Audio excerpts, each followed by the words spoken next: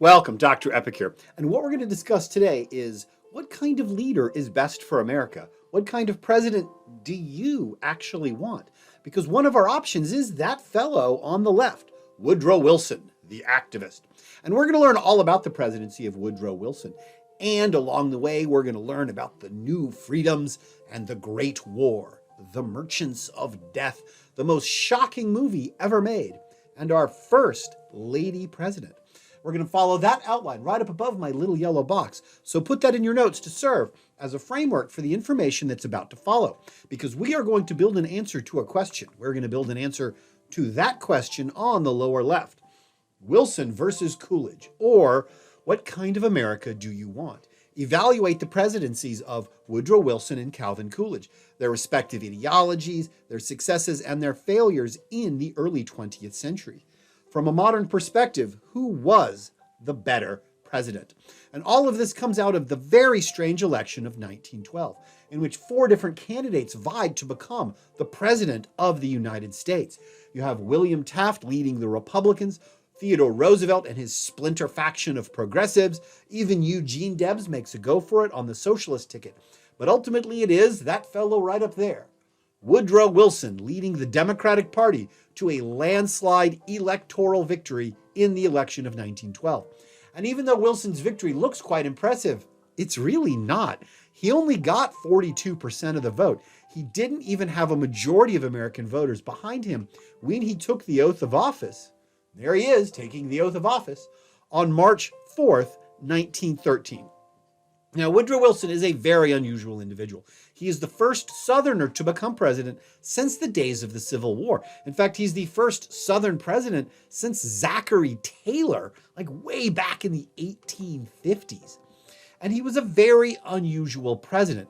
First off, he was the most educated president in American history. He has a doctorate in government, and he had a long career as a university professor at Princeton.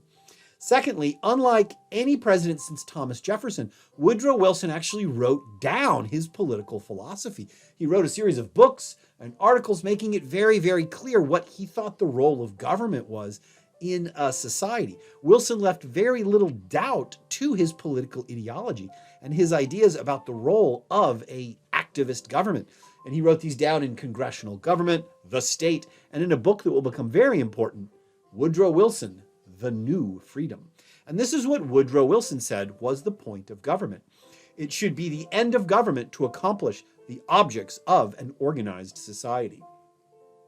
Now, Wilson's ideas were a refined adaptation of William Jennings Bryan's old populism from the 1880s, 1890s, calling for direct federal intervention into the American economy and into American society. Woodrow Wilson viewed government as the embodiment of society. And this is the part that's really important. He viewed government as the tool by which society fulfills its goals. Now, the goals of society were to be determined by an educated elite, university professors, in order to serve and supplement social development. Again, Wilson's words. Now, again, these goals of society were to be determined by this educated elite, managerial class. And the role of individual self-improvement was to aid in the development of the state. And the greater the power of the federal government, the greater its ability to accomplish the goals of society and to further social development and to become a more just and perfect country. Sounds wonderful. But this is a radical reimagining of the role of the American government. This is not the sort of limited government of Thomas Jefferson or Thomas Paine. Those guys thought government was a necessary evil. Not so Woodrow Wilson. Woodrow Wilson seeks an activist state with distinct goals of its own. And Woodrow Wilson is in fact sharply critical of the existing organization of the American government. And he writes that to achieve these objects, to achieve the goals of society, the Constitution itself has become an impediment to progress. And if the Constitution interferes with the ends of government, then the Constitution itself is wrong and, according to Woodrow Wilson, should be either altered or disregarded completely. Now, in the 1912 election, Wilson called for a new agenda of radical reforms, and he calls this the New Freedom. The New Freedom possessed 3 main goals. 1, the abolition of tariffs and the introduction of a direct income tax. 2, direct intervention in business with the Federal Trade Commission. And 3, the creation of a central banking system, not the old Bank of the United States, but instead a series of banks, the Federal Reserve System. Now, all of this sounds quite abstract and very esoteric, but these are actually really, really activist plans. Now, tariffs were seen as a kind of sales tax, and tariffs, if you don't remember, are taxes paid on imported goods arriving in the United States. So if you're importing like a ship full of India rubber, you have to pay a tax on that rubber, but that tax is passed on to the consumer. Hence, tariffs were actually seen as a kind of sales tax. It is disproportionately affecting the poor. While if the government institutes income taxes can be scaled to income, with each income scale paying their own fair share towards funding the federal government. Income taxes are a radical solution to refunding the American government. The Federal Trade Commission would not just respond to poor working conditions. We're not going to have any more Triangle Shirtwaist fires. But indeed, the Federal Trade Commission would actively investigate factories to make sure that they were safe, to make sure that the safety equipment was up to code, to make sure there wasn't oil-soaked rags covering the floor of the factory. And indeed, the third of these points, the central banking system, was the Federal Reserve System would actively control the value of currency. And indeed, it would control the amount of currency in circulation. No longer would America be crucified on a cross of gold, not while the Federal Reserve System is around. This is Wilson's activist government in action, identifying existing problems in society and then using the power of the federal government to rectify them before they become really big problems, before they become crises.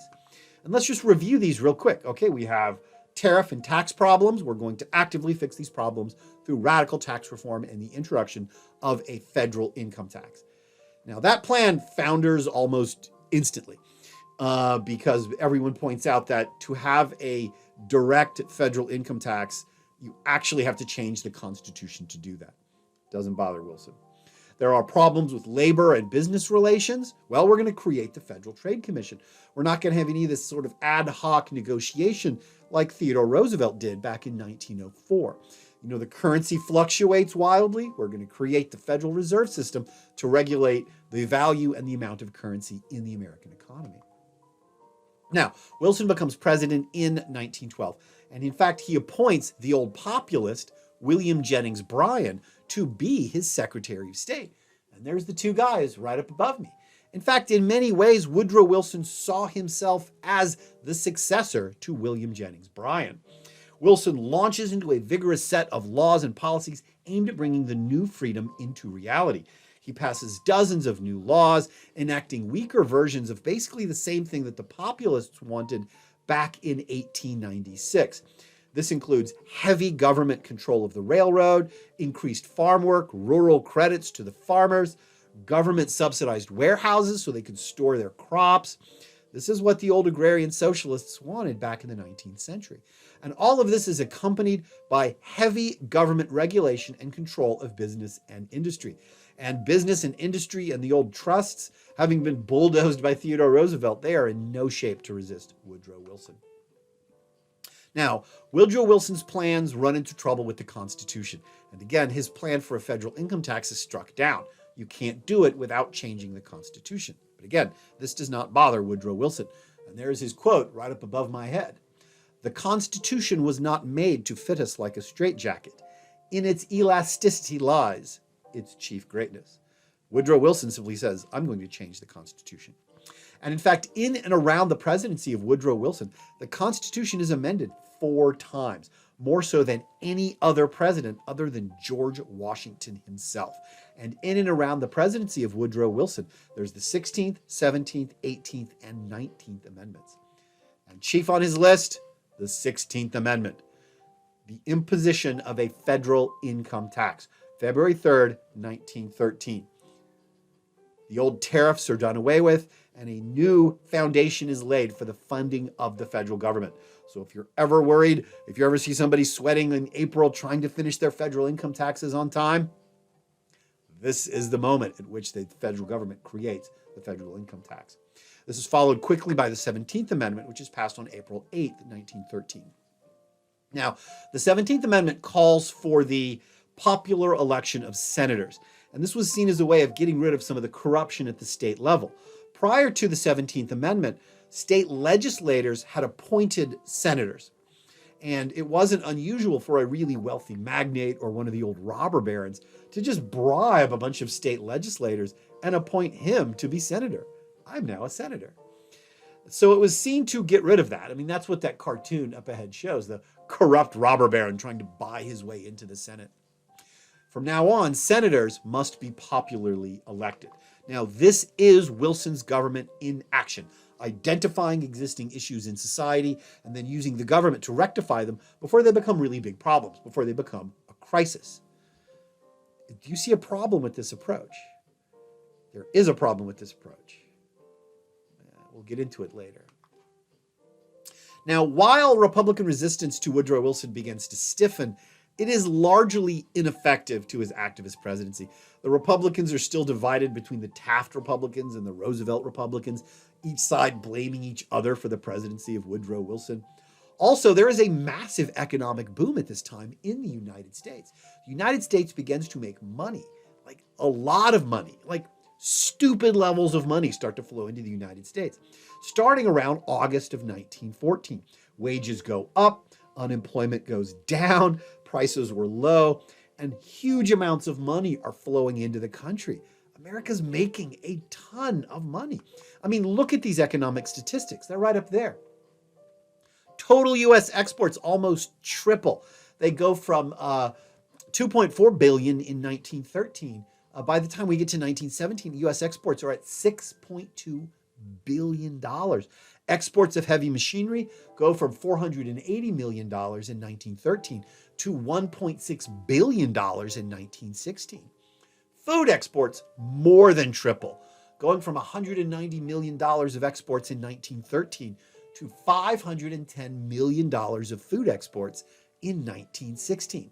Massive amounts of money start flowing into the United States because people are buying American products. They're buying American food. Particularly France and Britain are buying massive amounts of American machinery, massive amounts of American food, and massive amounts of American weapons and ammunition. Why is that? Cogitate on this. Why would France and Britain suddenly start buying massive amounts of American products starting around August of 1914? Of course, you already know the answer to that, because in 1914, the Great War begins. The Great War, World War I, which lasts between 1914 and 1918. Now, I don't really want to get sucked into talking about World War I. I'm going to just kind of mention it in passing, because it's a rabbit hole. Once you start talking about World War I, it's really hard to crawl out of it. So here is World War I in a nutshell. Across Europe, a series of secret alliances between these huge sprawling empires and kingdoms had resulted in a divided continent, which was at a tripwire of violence. And this tripwire is finally triggered in 1914. And these huge empires and kingdoms in Europe all go to war with each other, vying to control the 20th century. And the world is divided between the Central Powers and the Allied Powers. The Central Powers consist of Imperial Germany, the Empire of Austria-Hungary, and the Ottoman Empire, fighting the allies around them. And the allies consist primarily of four nations: Great Britain, the Republic of France, the Kingdom of Italy, and the Empire of Russia, all of them fighting these huge, vast wars. Now, Imperial Germany, their original plan was to take their huge army and just throw it at France and smash France, and then whip their army around and spend years demolishing Russia. It doesn't work like that. And very, very quickly, by 1915, all these armies are locked into grueling wars of attrition on the Western Front, in these grueling trench warfares where these armies are just bogged down in fortifications and barbed wire and machine guns. It is absolutely horrible. But France and Britain are buying a lot of American products, particularly because all of the factory workers in France and Britain, they're all in uniform. All of the farmers are busy shooting at the Germans. They need that money, and they need that equipment, and they need that food from the United States. And very quickly, Wilson gets into something of a trap here. To enact his transformation in the United States, to bring the new freedom into reality, He needs the economic boom from selling weapons and food and material to the French and the British. Now, France and Britain also began to borrow a large amount of money from the United States, specifically from New York banks. They will eventually accumulate more than $10 billion of debt during World War I. However, continued support for France and Britain begins to pull America into the war. Everyone can see this. In fact, Britain and France borrow so much money, a lot of people start pointing out that if Britain and France lose the war, they're going to default on that loan. And the default on these huge loans is going to collapse the New York banking system. Also, large American convoys carrying this food, carrying this machinery, carrying this ammunition, these began to cross the Atlantic in large numbers, sailing from American ports towards France and Britain. But this brings American ships and American sailors into direct contact with the deadliest thing to ever appear in the North Atlantic. And that deadly thing is the German Unterseeboot, the U-boat. In an attempt to starve Britain out of the war, Imperial Germany surrounds the island nation with over 300 attack submarines, launching torpedoes in secret, targeting any ship entering or leaving the British Isles. And they are quite open about this. Imperial Germany openly says, we are going to start sinking any ships in British waters. And they take out notices in American newspapers telling Americans that this is going to happen. Notice, travelers intending to embark on an Atlantic voyage are reminded that a state of war exists between Germany and her allies and Great Britain and her allies, and that the zone of war includes the waters adjacent to the British Isles. That, in accordance with the formal notice given by the Imperial German government, vessels flying the flag of Great Britain or any of her allies are liable to destruction in those waters. And the U-boats, those attack submarines, go out. And Imperial Germany is not joking. They unleash those submarines on the waters around Great Britain, blowing ships in half, killing sailors, and sinking tons and tons of shipping. I mean, look at that chart on the left. Those are the British losses in shipping. By the end of 1914, almost 300,000 tons of ships are sitting at the bottom of the Atlantic. By the time you get to 1915, that's turned into 1.3 million tons of shipping. And at the end of 1916, 2.3 million tons of ships sunk in the waters around Great Britain. Look at that map over my head.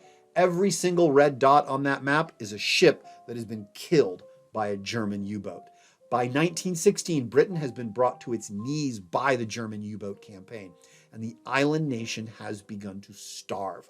Food rationing was imposed across the entire island. Britain, in fact, had now become dependent on food shipments from the United States. And they get into this very weird situation where Britain is borrowing American money from American banks to buy American food to feed British citizens. Britain has become dependent on the United States. One of the more famous sinkings in this period is when the Germans target the passenger liner RMS Lusitania, May 7th, 1915. The 1,200 civilians are on board when they are sighted by a German U-boat, which puts a torpedo in the side of the ship. It explodes, the ship sinks, people on board are killed. People in America see this as outrageous. They see it as the cold-blooded murder of 1,200 defenseless civilians. American outrage is beginning to grow. American sailors are dying in British waters, and the Germans are killing civilians in the open water. Everyone can see that by helping Britain and by helping France, America is slowly getting pulled into the war. And one of the people that points this out is none other than William Jennings Bryan, Woodrow Wilson's Secretary of State. Woodrow Wilson denies this. Woodrow Wilson says, I am not going to enter the war. And William Jennings Bryan is like, look, if you keep helping France and Britain, if you keep loaning them money, if you keep sending American sailors to deliver equipment and food to the British, you're going to get people killed. And if you're going to get people killed, you're going to drag us into the war. Wilson says, I will absolutely not do this. I am the only person that can kind of thread the needle and make a lot of money off the war, but also keep us out of the war. Wilson argues that only he can keep the United States out of the war. Nobody believes him. Certainly not William Jennings Bryan. And in 1915, William Jennings Bryan resigns over this very issue. He doesn't believe Woodrow Wilson. And we're gearing up for the election of 1916. And Woodrow Wilson is running for re-election. And he is, in fact, running specifically on a peace platform. And William Jennings Bryan leaves, and among other people, Eugene Debs, the old socialist, begins to rail in public speeches against Woodrow Wilson. He says, Woodrow Wilson is going to take us into war. Do not believe Woodrow Wilson. Woodrow Wilson is lying. Wilson's policies will inevitably lead to direct war with Imperial Germany. Wilson vigorously protests. And here you have these election buttons and slogans and pennants for the 1916 election. Look, 1916, Wilson, he kept us out of the war. Wilson for president. War in Europe, peace in America. God bless Wilson. Vote for Wilson. Who broke the money trust? Wilson. Who gave the farmer rural credits? Wilson. Who extended the parcel post? Wilson. Who stands for the 8-hour day? Wilson. But most importantly, who kept us out of the war? Wilson. However, there is pressure growing on Woodrow Wilson. There's a lot of pressure starts growing on Woodrow Wilson. People are getting really concerned about the sailors that are dying at sea. They're getting really concerned about what they see as these civilians murdered by the U-boat campaign. And it's not like just the U-boat campaign, but this record of atrocities being committed by the Germans all across Europe and very vigorous efforts by the British to get America into the war and help them out.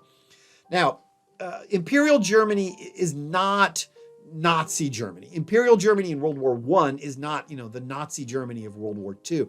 But these are not a gentle people, and I'll explain why. After the stalemate of the armies in northeastern France, Germany has to recalculate its strategy completely. And they sit down and say, okay, this is how we're going to win the war. What we have to do is one by one knock out all of these allied nations. First, we have to smash Serbia. Then we have to smash Romania. Then we have to smash Russia. Then we have to smash Italy. And finally, we will smash France. But they say, look, there's no America loaning Germany food and money and weapons and ammunition. Germany's on its own. So Germany calculated that they have 3 years to win this war. That's all they have the money. That's all they have the manpower to do. And they are more than willing to do anything imaginable to get the war ended within 3 years. And they use the most brutal tactics they can think of. If an action or a weapon or some tactic will get them 2 or 3 or 4 days closer to the end of the war, they will do it. And there is no debate that Imperial Germany fought a very, very brutal war during this period. And after a while, it becomes apparent they are, in fact, winning the war. They're keeping to their timetable. By the time you get to 1917, France and Britain are on the verge of collapse. Russia has already started to fall apart. Serbia has fallen. Romania has fallen. The Italian army is about to disintegrate. Germany looks like it's going to win the war by introducing these brutal tactics to the European continent. And it's not just the U-boat campaigns. It's other things like the Zeppelin raids, these huge, massive airships, lighter than air, filled with bombs. They can go higher than any airplane can reach them, and they sail over these British and French cities, indiscriminately bombing civilians, dropping bombs on cities. In a way to combat the trench warfare, the Germans introduce flamethrowers to the trenches, roasting soldiers alive inside their fortifications. The Germans introduce all manner of horrors to the battlefield. But the Germans also introduce the most horrible weapon that's closely associated with the First World War, because the Germans introduce poison gas. Now, the British and the French eventually used their own poison gas, but it is the Germans who first introduced this weapon to the field. Tear gas, mustard gas, which blisters your skin and causes it to fall off. Chlorine gas, which forms hydrochloric acid inside your lungs and you cough up your lung tissue. Phosgene gas, which kills you 2 or 3 days after you've inhaled it. Horrifying weapons by any standard. The German tactics are so brutal that it actually unifies the old Republican Party. Finally, the Republicans are pushing for war. The Republicans say, look, led by an aged Teddy Roosevelt, the Republicans go, look, this is more than just a European squabble. This is more than just the kingdom of this country versus the kingdom of that country. The German brutality poses a fundamental challenge to civilization itself. This is a challenge to democracy. And if we wish to save civilized society, we must destroy Imperial Germany. And the person leading the pressure to go to war with Imperial Germany is Theodore Roosevelt. Theodore Roosevelt just straight up calls Wilson a coward. He calls him that lily-livered skunk in the White House. And the pressure is on Wilson. He can't both help the Allies but not fight the Germans at the same time. He is in an impossible situation. And then there is the theory of the merchants of death. The merchants of death theory says this, that there was another group putting a lot of pressure on Woodrow Wilson to enter the war. And that group was primarily the New York banks. The New York banks had lent tremendous amounts of money to Great Britain. They had lent tremendous amounts of money to France. And if those two countries lose the war, the bankers are going to lose their shirt. It would ruin the New York banking system. So if these guys want to stay rich and comfortable and powerful, France and Britain have to win the war. And they're already making a ton of money off the war. If America enters the war, it's going to lengthen the war, and they're going to use the war to get even richer than they were before. So the merchant of death theory says that the New York banking system is putting pressure on Woodrow Wilson to go to war, not to save democracy, not to save civilization, but to save the banks. And they're going to go to war for the almighty dollar. And Eugene Debs points this out. Eugene Debs sees right through this. Eugene Debs says, here's Eugene Debs. In the Middle Ages, when the feudal lords concluded to enlarge their domains, to increase their power, their prestige, and their wealth, they declared war on one another. But they themselves do not go to war any more than the modern feudal lords, the barons of Wall Street, go to war. The working class has never yet had a voice in declaring war. If war is right, let it be declared by the people, you who have your lives to use. Eugene Debs says, look, if you want to go to war, then go to war. But don't be fooled what this is about. And don't go to war to save some bank in New York. Woodrow Wilson says this is absolute nonsense. Re-elect me in 1916 and I will keep America out of the war. Eugene Debs is wrong. I will not take America into the Great War. And Woodrow Wilson is re-elected in 1916. And 4 weeks after Woodrow Wilson's re-election, he takes America into the Great War. On April 2nd, 1917, Woodrow Wilson asks for and receives, backed by the Republicans, a declaration of war on Imperial Germany. The United States enters World War I. And the Americans are kind of into it. The Americans surprisingly kind of do a 180-degree turn and go from opposing the war to being really for the war. They really embrace this idea that this is a war for civilization. This is a war for democracy. It becomes imperative to destroy that mad brute. I mean, look at that poster right up above my box. That's a German. He's basically just this slavering baboon, and he's just pawing at the poor little girl. Ew, it's gross. Destroy this mad brute. This is a war for civilization itself. And Americans enlist by the millions to go fight in Europe. And indeed, one of the people that tries to go to war in Europe is, of all people, Theodore Roosevelt attempts to raise a regiment and go to war in Europe. He's, I think he's like 63 or 64 by this time. He is politely declined. And then he tries to enlist as a buck private. Anyway, that's Theodore Roosevelt. By June of 1917, American soldiers arrive in France in large numbers. I mean, there they are, arriving in France in large numbers. And indeed, the American army proves decisive in defeating the final German attacks on the crumbling French army. The Germans unleashed this massive offensive in 1918. And basically, if the Americans weren't there to cushion the blow and to launch these counterattacks, That huge German attack in 1918 probably would have punched straight through the beaten French army. 4 million Americans will serve overseas, and 116,000 of them are not coming back. Now, Wilson saw in the war effort an opportunity to put many of his plans for America into action. He's going to go beyond the new freedom. Using these emergency war powers, he could really turn the government into a tool by which society achieves its goal. Wilson asked and received massive control over the American economy. He received so much control that later historians have actually dubbed this period war socialism. Wilson's war socialism. Wilson's activist government took over vast sections of the economy. It set prices. It established production quota. It nationalized the railroads. It established food rationing. A member of Wilson's administration later called for an industrial dictatorship without parallel, a dictatorship by force of necessity and common consent. For the last 2 years of World War I, Woodrow Wilson has effectively turned the United States into a socialist republic. Just after entry into the war, Wilson gets the Espionage and Sedition Acts passed in 1917 and 1918, respectively. The Espionage and Sedition Acts ban disloyal, profane, scurrilous, or abusive language. They make completely illegal any public statement that incites insubordination, disloyalty, mutiny, or refusal of duty. It becomes illegal to criticize the war. It becomes illegal to criticize President Wilson. It becomes illegal to criticize most elected officials. Any anti-war talk or harsh criticism of the president is met with arrest and imprisonment.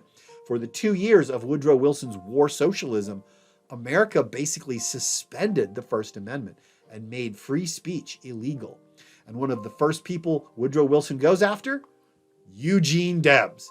Because of his anti-war position, Eugene Debs is arrested, and the former presidential candidate becomes inmate 9653 in a federal penitentiary. Woodrow Wilson arms his attorney general, a guy called Mitchell Palmer. And Mitchell Palmer and his secret police fan out across the United States and launch a series of raids known as the Palmer Raids. For 2 years, they basically hunt down people who are in violation of the Espionage and Sedition Acts. Socialists, radicals, pacifists, nonconformists, anarchists. All of these people are arrested, rounded up, tried, and imprisoned. This wipes out the last of the anarchist movement. And in fact, they go after and arrest all of those old anarchists from the 19th century, including Emma Goldman. Emma Goldman is arrested again, and this time the federal government is not joking around. She's arrested, she's convicted.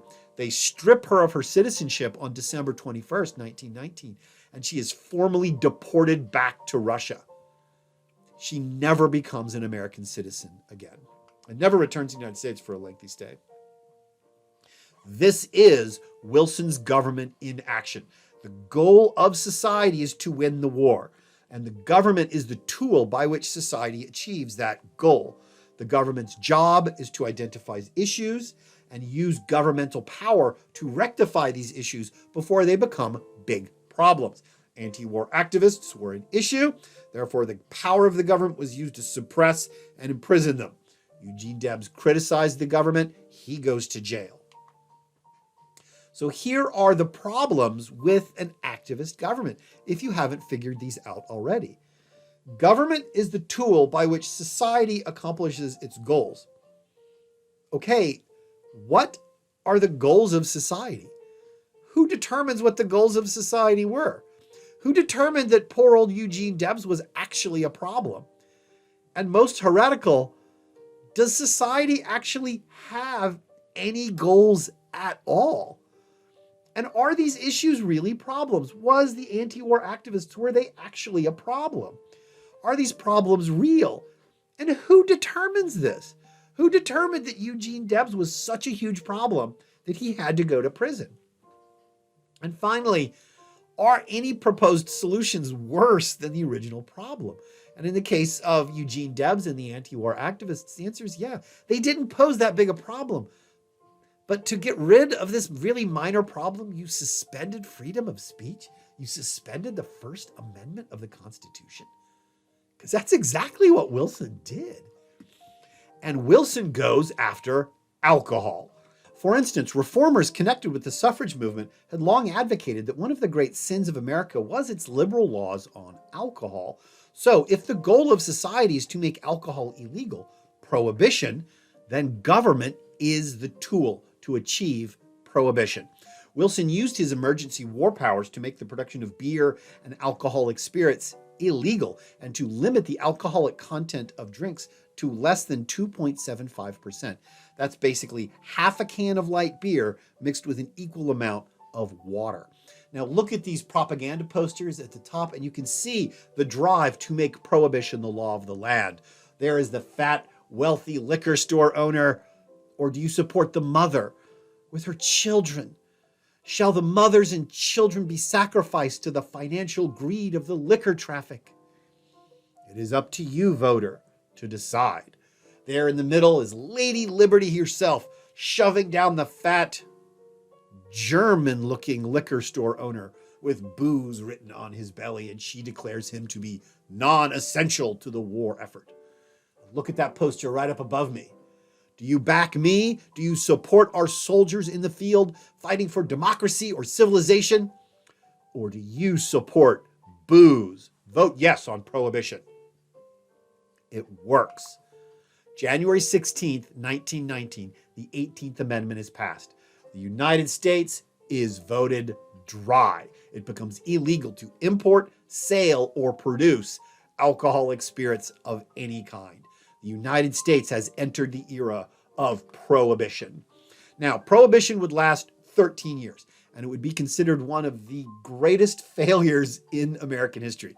Prohibition never really worked. It was easily circumvented. It's not that hard to make alcohol. It didn't really apply to the wealthy. They would just get in their fancy yachts and go like 10 miles offshore and buy as much booze as they wanted. The only people who really benefited from prohibition were those guys right up above my head. The Italian mafia. And that guy in the white hat in the center, that's Scarface himself, Al Capone. And the Italian mafia becomes the crime bosses of the United States based on their liquor traffic. And this is the problems of an activist government. Alcohol wasn't that big of a problem to begin with. And the solution, which was prohibition, was far, far more destructive than the original problem. The activist government misidentified the problem and created a solution that created even bigger problems. But that's nothing compared to what Woodrow Wilson does next, because Woodrow Wilson has to face the Negro problem.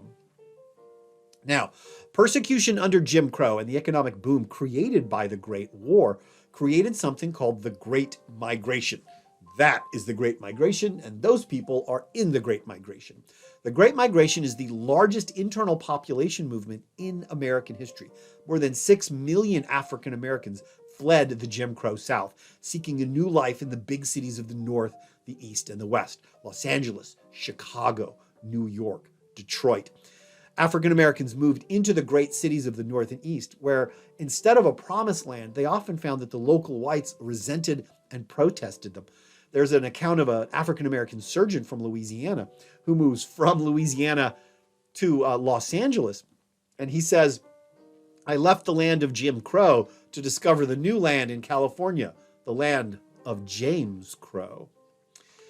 Race riots began to break out in these American cities, often pitting poor whites against poor immigrants, against poor African Americans, creating what many people began to call the Negro Problem.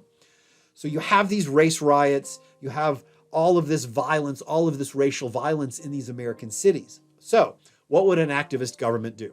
An activist government is going to identify the problem and then proceed to solve it using the full power of the federal government. But again, this is one of the problems of an activist government. It's got to correctly identify the problem. Because from a 21st century perspective, we can clearly see that the problem was racism directed against African Americans. But this is not how Woodrow Wilson saw it. To Woodrow Wilson, the issue was not the violation of the civil rights of African Americans. To Woodrow Wilson, the problem was the African Americans. He blamed Black Americans for the racism that was directed against them.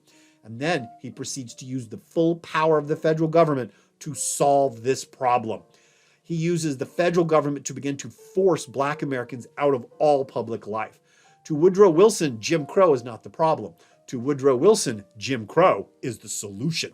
He wants to extend Jim Crow laws across the entire nation. And one of the things he does is he segregates the federal civil service, firing hundreds of mail workers, clerks, secretaries solely because of the color of their skin. He segregated the U.S. Postal Service, reversing all of the gains made since President Grant. It was President Grant who integrated the federal civil service, and it is Woodrow Wilson who imposes these racial laws on America. Civil rights leaders were really alarmed. They demanded an audience with the president. They go in to the White House and they begin to voice their concerns to Woodrow Wilson. And Woodrow Wilson responds by basically looking them in the eye and saying, who are these Negroes that think they can talk to me like this? All right. He has security brought in. He has these civil rights leaders arrested and physically thrown out of the White House.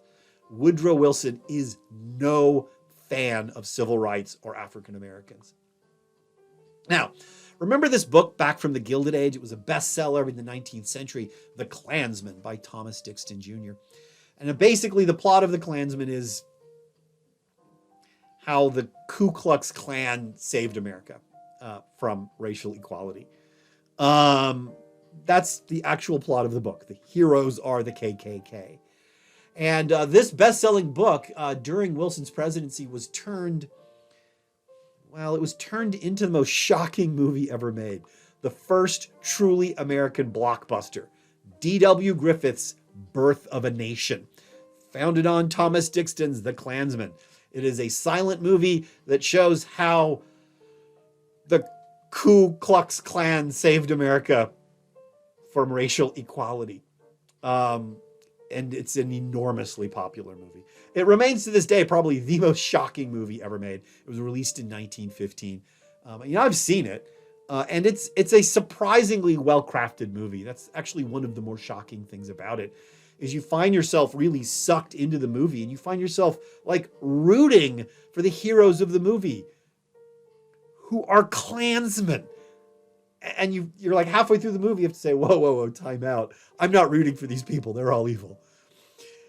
Birth of a Nation is the first motion picture that is actually screened in the White House. And Woodrow Wilson loves this movie. Woodrow Wilson loves this movie so much, he writes an introduction to be shown at the beginning of the film, where Woodrow Wilson praises the KKK. The white men were roused by a mere instinct of self-preservation until at last there had sprung into existence a great Ku Klux Klan, a veritable empire of the South, to protect the Southern country from racial justice and harmonious relations between people. Anyway, that's Woodrow Wilson, because Woodrow Wilson is, at the end of the day, a Southerner, and he is intensely racist. Things began to go south for Woodrow Wilson. Wilson's wartime powers, the Palmer raids, the Espionage and Sedition Acts, Wilson's own civil rights, and a faltering economy really began to erode Woodrow Wilson's popularity, and it really stiffens Republican resistance against him. You can see there on the upper left, people start dressing like pilgrims and protesting in front of the White House. All of these violations of civil rights. And in the 1918 congressional elections, Republicans capture both houses of Congress, and they really start to criticize Woodrow Wilson, and they're basically daring him to arrest them. They demand an end to Wilson's wartime powers. They demand a commitment to civil rights. They demand to return the soldiers from Europe. Wilson defies them all, and he prepares to run for a third term in 1920. And he might actually win. It's not outside the realm of possibility that he could have won re-election. After all, in 1918, the war ends in Europe. And it doesn't really end with the defeat of Imperial Germany and a victorious army marching into the enemy capital. World War I just kind of stops. There's an armistice on November 11th, 1918, the 11th hour of the 11th day of the 11th month. But really, it just kind of grinds to a halt because all of the armies are simply too shattered to continue fighting. Russia itself is completely shattered and it has vanished into the Russian Civil War. The Italian armies have been utterly beaten and broken.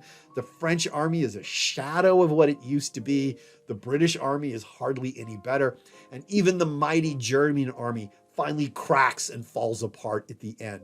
The war is over, but it didn't really end with one side being defeated. Everyone just kind of stopped because they just couldn't keep fighting the war. And something that really aids in the stopping of the war is, frankly, one of the worst pandemics in modern world history, the Spanish flu. The Spanish flu lasts from 1918 to 1919. And you can see the mortality rates there on the lower left. And it just ripples across the world in this huge wave of death and disease.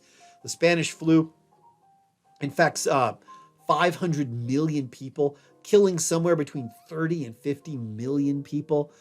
It kills 675,000 Americans. They die of the Spanish flu. And the Spanish flu isn't even from Spain. It's actually from China. But it spread through the Allied armies, it spread through the Central armies, and it spread across the entire world, causing death and pestilence wherever it went. And it was a major factor that ended World War I. But Wilson aims for re-election, and he bases his re-election bid on two things. One, he's going to come back from Europe as a conquering hero. His peace program in Europe. By 1918, Imperial Germany has obviously lost the Great War, but all of the nations are on the verge of complete collapse. The Spanish flu has devastated Europe. All of these armies have ground to a halt. And Woodrow Wilson travels to Paris. There he is, Woodrow Wilson in Paris, for 6 months of negotiation, hammering out 14 points of peace. Wilson wants a general peace based on American generosity, based on equality, and he proposes a great council, a League of Nations, to prevent future European wars. Now, the second thing that Woodrow Wilson is counting on to get him reelected in 1920 is women's suffrage. Now, Woodrow Wilson had supported the right of women to vote like all the way back in 1912, but he hadn't done anything about it in years. So, long delayed, Woodrow Wilson publicly backs the right of women to vote. Now, what Wilson is hoping, of course, is that once given this power, all of these millions of American women are going to vote for him, and they're going to vote for all these other Democratic candidates. Now, extending the franchise to women will, of course, require changing the Constitution. Would Woodrow Wilson have a problem with this? And the answer, of course, is absolutely not. And Woodrow Wilson sets into motion what will eventually become the 19th Amendment, which is ratified on August 26, 1920. And women are now given the right to vote in federal elections. And Woodrow Wilson is hoping that all of these millions and millions of women are going to vote for him. But it doesn't matter. All of Wilson's efforts come to absolutely nothing. In October of 1919, while campaigning in Colorado in support of his European peace treaty, Woodrow Wilson suffers a massive stroke. He can barely speak. He can barely move. He is completely paralyzed on the left side of his body. Most days he can't even get out of bed. There's a photograph of post-stroke Woodrow Wilson. He is in very, very bad shape. He is manifestly unfit to continue as the president. But the First Lady, Edith Wilson, and the Vice President really hate one another, and Edith Wilson refuses to allow her husband to resign, and the Vice President will not fight her on this. So the result is, even though Woodrow Wilson is completely incapacitated, even though he's unfit to be president, he continues as the president. For the next 17 months, the First Lady, Edith Wilson, exercises a stewardship of the presidency. She basically acts with the power of the president. Edith Wilson becomes the First Lady president. Woodrow Wilson's political career is over. He never fully recovers from this stroke. He spends the next 5 years in intensive care. Eventually, he dies in 1924. Woodrow Wilson had placed all of his hopes in James M. Cox, the Democratic candidate for president in 1920. James Cox says, "I will continue Woodrow Wilson's activist presidency. And after all, I'm going to win because these millions and millions of women voters are going to support the Democrats because we backed the 19th Amendment. And James Cox picks as his vice presidential partner a new up-and-coming star in the Democratic Party, Franklin Delano Roosevelt. He's handsome, he's erudite. Surely all the women are going to vote for us. And the women come out in the millions, and they all vote Republican. The election of 1920 is a landslide. Warren Harding, the Republican candidate for presidency, wins a massive victory over James M. Cox. And Warren Harding basically says, look, elect me and I will support a return to normalcy. Elect me and I'm going to spend my presidency erasing everything that Woodrow Wilson did. And this is what Warren Harding says. America's present need is not heroics, but healing, not nostrums, but normalcy. And Warren Harding's victory is massive. He gets more than 60% of the popular vote, more than Wilson ever got. And the election of 1920 is a complete and total rejection of Wilson's presidency. And one of the weird quirks of the election of 1920 is bloody Eugene Debs ran for president from his federal prison cell. There's no law saying you can't do that. And from his prison cell, Eugene Debs, got almost 1 million votes. He won like 3.4% of the popular vote. Almost 1 million people voted for convict 9653. But Warren Harding won, and Warren Harding becomes president in 1921. Warren Harding's Republican victory is the greatest in history, at least up until that point. And Warren Harding backs the return to normalcy. Warren Harding is an affable, popular president. He's considered quite handsome for the time, even though I don't exactly see it. And Warren Harding does exactly what he said he was going to do. He proceeds to basically erase everything that Woodrow Wilson built. Warren Harding even pardons and releases Eugene Debs. And the irony of ironies is that Eugene Debs, the old socialist, was put into prison by a socialist president and then pardoned and released by conservative Republicans. But Warren Harding is not without problems. Warren Harding stumbles into a series of personal and public scandals. There's a very nasty bribery scandal over the oil deposits, and it emerges that he's had this long-running sexual affair with his 24-year-old secretary, and things aren't looking good for Warren Harding. But Warren Harding has figured out the perfect way to get out of all of this corruption and all of these sexual scandals. He does this by dying, and he dies on August 2nd, 1923. And the presidency passes to Harding's vice president, Calvin Coolidge, who takes the oath of office by kerosene light. And this is the beginning of the presidency of Calvin Coolidge, which lasts from 1923 to 1929.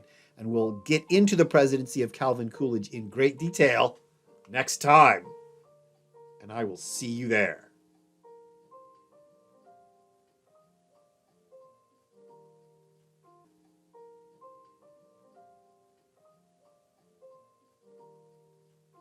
But we can't conclude without saying goodbye to one of the towering figures in American history. Because on January 6th, 1919, Theodore Roosevelt dies. He only wanted a very small service, but instead, thousands and thousands of people show up for the cortege and the funeral of President Roosevelt. Winner of the Congressional Medal of Honor, the Nobel Peace Prize, war hero, cowboy, U.S. president. His popularity only continues to grow after his passing. And in the 1930s, when they begin to finish the construction of Mount Rushmore, Theodore Roosevelt is placed among the true greats of American history. Thomas Jefferson, George Washington, Abraham Lincoln, and right in the middle, Theodore Roosevelt. And even to this day, you can visit his grave just outside of New York City, a place called Oyster Bay. And it is not uncommon for people to visit the grave of Theodore Roosevelt and to leave a little stuffed bear thanking the former president for his service.